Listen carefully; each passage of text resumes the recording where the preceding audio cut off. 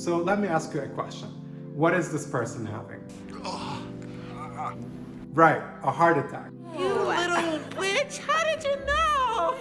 Because you know what symptoms of a heart attack look like, because a heart attack is life-threatening, and many of you know what to do next. Similarly, recognizing burnout as it develops is also life-saving knowledge.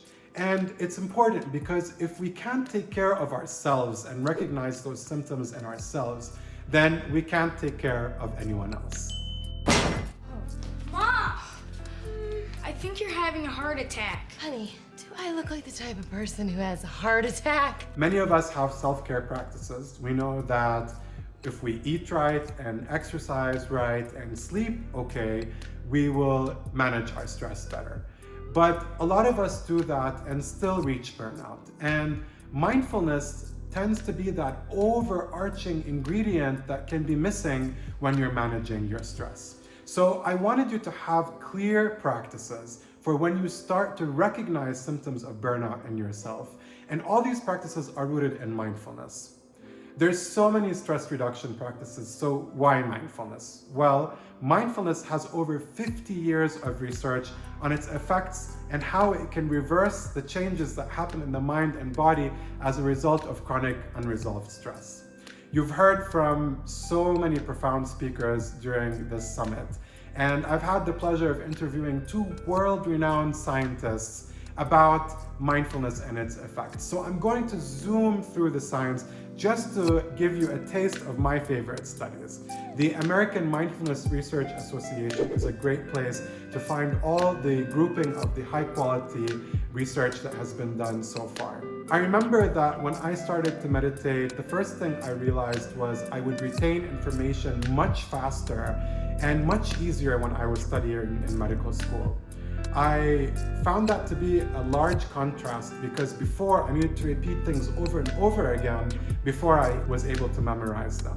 And mindfulness has been shown to enhance focus and attention so that you're better able to start and complete tasks.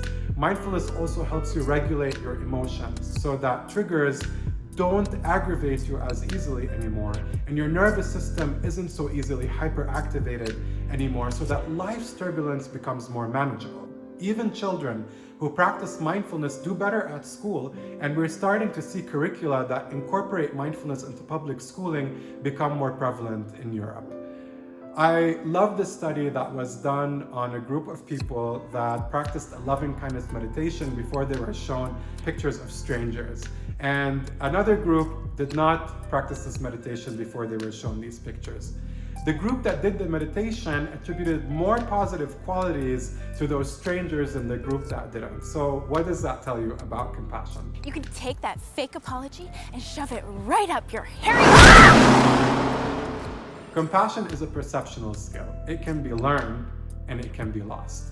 And when it comes to the clinical outcomes of mindfulness research, we know that mindfulness reduces the risk of cardiovascular events and improves cardiovascular health. We know that mindfulness reduces chronic pain by as much as 60% compared to opioids, which reduce pain by about 15 to 30%, and that's if you're lucky. We know that mindfulness enhances the immune system. In a group of subjects that did mindfulness before receiving a flu shot, they mounted a more robust immune response than those who didn't. And we know that mindfulness helps healing happen faster.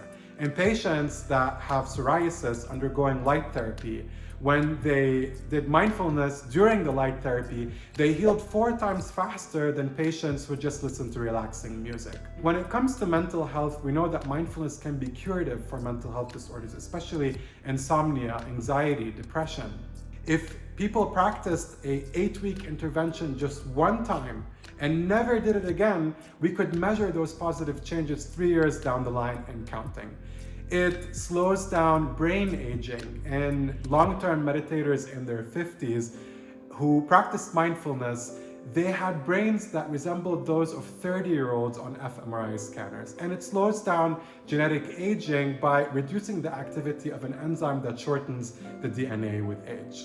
It does that because of neuroplasticity and epigenetics. In the brain, what you focus on expands. We can literally look at your brain under an fMRI scanner and see if you tend to live on the more depressive side of life or on the more happy side of life.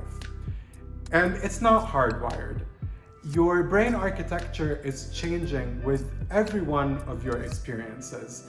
Think about learning a new skill. Repetition shapes the brain. So when you're trying to drive a car, for example, at first it's very stressful. You're trying to keep up with so many things and it's really tiring. And then you do it over and over again, and then it becomes like a third arm. Repetition shapes the brain, and that's what neuroplasticity is. And that's how mindfulness works. It rewires the nervous system to help your brain and your nervous system function more optimally under stress. We used to believe that almost 98% of DNA was what's called junk DNA. But now we understand that only 2% is always on. The rest is turned on or off based on our experiences. Think of identical twins with a cancer-related gene. If one of them develops cancer, the other one has about a 50% chance of developing cancer. And that's because of how they lived their life, what they were eating, how they managed their stress, and what kind of environmental exposures they had. Practicing mindfulness reduces the expression of inflammatory and cancer-related genes and increases the lifespan of DNA by reducing the expression of aging-related genes.